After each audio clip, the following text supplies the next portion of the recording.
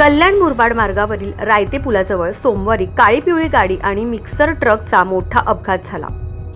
हा अपघात इतका भीषण होता की घटनास्थळावरच बहुतांश प्रवासी मृत्युमुखी पडले होते। या घटनेत आतापर्यंत 11 प्रवाशांचा मृत्यू झालाय। अनेक कुटुंब उद्ध्वस्त झाली। कुणी कामासाठी निघालं होतं तर कुणी औषध घेण्यासाठी।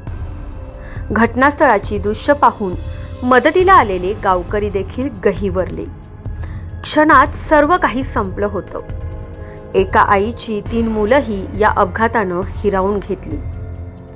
पण यामुळे एक महत्त्वाचा मुद्दा पुन्हा पुढे आलाय, तो म्हणजे काळी पिवळी गाडीमधून क्षमतेपेक्षा बसवले जाणारे जास्त प्रवासी, होणारी अवैध वाहतूक आणि याकडे आरटीओ कडून केला जाणारा कानाडोळा, अवजड वाहनांची वाहतूक आणि त्याच पद्धतीनं संबंधित पुलाचं सुरू असलेलं काम, अशा एक ना अनेक गोष्टी यामुळे चर्चेमध्ये आलेल्या आहेत।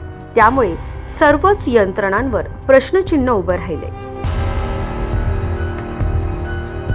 या घटनेमध्ये एकाच कुटुंबातील 3 सख्या भावंडांचा सुद्धा मृत्यू झालाय।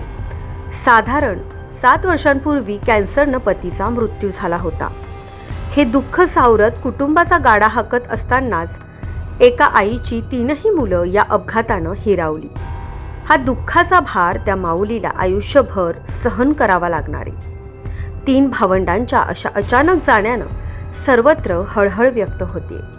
सोशल मीडियावर त्या माऊलीसाठी प्रार्थना केल्या जात आहेत। मुरबाडमधील पन्हे या गावी राहत असलेल्या आपल्या काकांकडे जाण्यासाठी आईचा हसत खेळत निरोप घेऊन ही 3ही भावंड निघाली होती। मात्र वाटेतच त्यांचा प्रवास थांबला, तोही कायमचाच।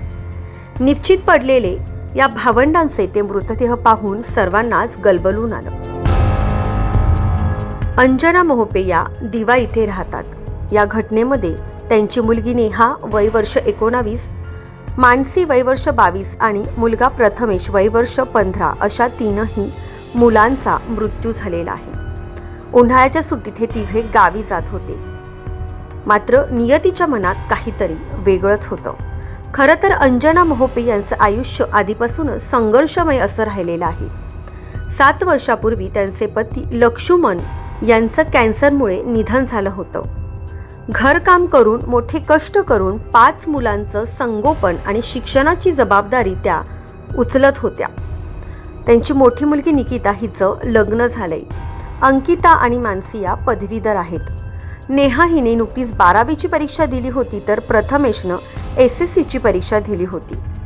अत्यंत बिकट अशा परिस्थितीमध्ये अंजना मोहपे या आपल्या मुलांसाठी व त्यांच्या स्वप्नांसाठी कष्ट घेत होत्या। दुर्दैवी घटना आहे। आज सकाळीच एक प्रवासी मिनी डोर आणि मिक्सर यांचा मोठा ॲक्सिडेंट झाला। ॲक्सिडेंटमध्ये जवळजवळ 12 माणसं निष्पाप मृत्युमुखी पडलेली आहेत। मी प्रथमतः आपणाला सांगतो की ग्रुप ग्रामपंचायत रायते पिंपलोलीच्या वतीनं आम्ही शुक्रवारी सुद्धा त्यांना एक निवेदन दिलं होतं की हे जे काम आहे ते अर्धवट असताना तुम्ही गाड्या वगैरे चालू करू नका, परंतु त्यांनी ते ऐकलं नाही। त्याच्यानंतर पुढे दिशादर्शक फलक त्यांना लावायला सांगितले होते, ते सुद्धा त्यांनी लावलेले नाहीत आणि अतिशय म्हणजे मनमानीपणे त्यांचा हा कारभार चालू आहे। रायत्याच्या बसस्टॉप जवळ आम्ही आंदोलन सुद्धा केलं होतं थोड्या दिवसापूर्वी, कारण छोटे मोठे 8 अपघात जवळजवळ या परिसरामध्ये झाले होते आणि आज आपण बघतोय 12 निष्पाप जीवांचा बळी गेलेला आहे। मी आरटीओला विनंती केली होती, आरटीओच्या लोकांना सुद्धा आणि शासनाच्या लोकांना सुद्धा। आज आपण इथं बघतोय मोठमोठे मिक्सर अनधिकृतपणे चालू आहेत। दुसरं लोड मोठ्या गाड्या आज आपण या रस्त्यातून चालू आहेत आणि कुठलेही नियम पाळले जात नाहीत आणि त्याचं हे द्योतक म्हणून आपण बघितलं की निष्पाप 12 लोकांचा जीव गेलेला आहे। आणि यावेळी जे गाड्या चालक असतील मोठमोठ्या, त्यांच्यावर आरटीओचं कुठलंही नियंत्रण नाहीये। फक्त सकाळी संध्याकाळी गाडी जात येत असतात, परंतु ते कुठलेही नियम हे मोठ्या ओव्हरलोड गाड्या आहेत ते करत नाहीत। परंतु आज याचं आपण बघितलं, या निष्पाप लोकांचा बळी गेला, याला कारणीभूत कोण आहे? शासनाने याचं किंवा या सरकारी अधिकाऱ्यांनी याचं उत्तर द्यावं आणि या बेदरकारपणाने जे शासनाचे नियम कुठले पाळले जात नसल्यामुळं मी या सगळ्या लोकांचा धिक्कार करतो, निषेध करतो. भीषण अपघात झालेला आहे, दुर्दैवी घटना घडलेली आहे. त्याच्यामध्ये एक प्राथमिक माहितीनुसार एक 8 ते 9 प्रवासी मृत्यू झालेले आहेत. सदरील वाहने इको संवर्गातील होते आणि वाहनाची सर्व कागदपत्रे वैध आहेत. ॲक्सिडेंटची माहिती मिळतात आमचे पथक इथे आलेले आहे आणि पुढील RTO इन्स्पेक्टर हे पुढील अपघाताचं इन्व्हेस्टिगेशन करत आहेत. टायर मार्क वगैरे चेक करत आहेत आणि त्याच्यानंतर सविस्तर अहवाल हा कळवला जाईल. सर, या गाडीमध्ये किती प्रवासी होते?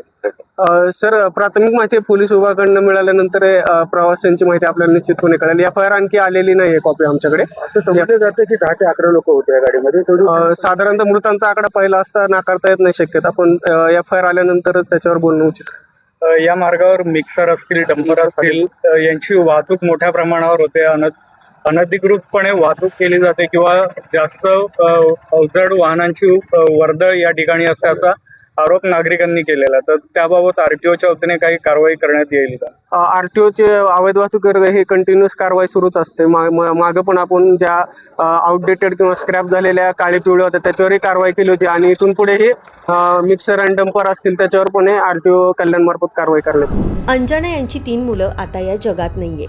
कॅन्सरनं पती हिरावला तर अपघातानं मुलं. मोहोपे कुटुंब ठाण्याजवळील दिवा येथे राहतं. मात्र आता येणाऱ्या काळात या मार्गावरून होणारी वाहतूक, काळ्या पिवळ्या गाडीमध्ये कोंबले जाणारे जास्तीचे प्रवासी आणि RTOकडून केला जाणारा कानाडोळा या सर्व बाबींकडे आता तरी लक्ष दिलं जाणार का आणि सर्व यंत्रणांना आता तरी या अपघातानंतर गांभीर्य लक्षात येणार का असा प्रश्न उपस्थित होतोय. खरं तर अपघात झाला तेव्हा पुलाची एकच मार्गिका सुरू होती आणि दोन्हीकडच्या वाहनांची वाहतूक एकाच या मार्गिकेवरून सुरू होती. त्यातच काळी पिवळी गाडीच्या चालकानं ओव्हरटेक करण्याचा प्रयत्न केला आणि त्यामुळेच हा अपघात घडला अशी प्राथमिक माहिती देण्यात आलेली आहे. दरम्यान या घटनेबद्दल तुम्हाला काय वाटतं ते तुम्ही आम्हाला कमेंट बॉक्समध्ये सांगू शकता. या अपघातामध्ये नेमकी चूक कुणाची आहे, नेमकं काय चुकलं, नेमकं या मार्गावरून प्रवास करताना कोणत्या गोष्टी लक्षात ठेवल्या पाहिजे हे सर्व तुम्ही आम्हाला कमेंट बॉक्समध्ये सांगू शकता. मयुरी चव्हाण, लोकमत.